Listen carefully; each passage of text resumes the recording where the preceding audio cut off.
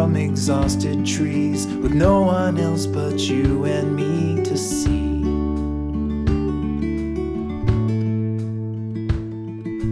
We walked while you talked, and everything you've ever said reflecting in my hollow head at once.